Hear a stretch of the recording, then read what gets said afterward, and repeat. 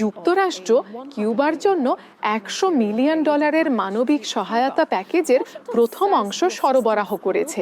Washington বলেছে এই সহায়তা ক্যাথলিক চার্চের মাধ্যমে সরাসরি পরিবারগুলোর কাছে পৌঁছে দেওয়া হবে। মার্কিন পররাষ্ট্র দপ্তরের তথ্য অনুযায়ী যুক্তরাষ্ট্রের ফ্লোরিডা অঙ্গরাজ্যের মিয়ামি থেকে একটি মার্কিন বিমান 700 পর্যন্ত কিউবান পরিবারের জন্য খাদ্য সামগ্রী ও স্বাস্থ্যবিধি কিট নিয়ে রওনা হয়েছে।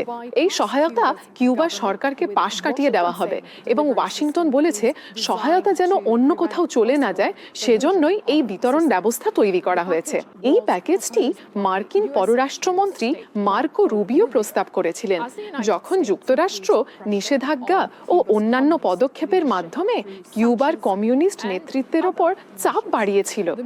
এই পদক্ষেপটি এমন সময় নেওয়া হয়েছে যখন কিউবা ক্রমবর্ধমান অর্থনৈতিক সংকটের মুখোমুখি, যার মধ্যে রয়েছে জ্বালানির ঘাটতি এবং সারা দেশে বিদ্যুৎ বিভ্রাট যা কমে যাওয়া জ্বালানি সরবরাহের সঙ্গে যুক্ত।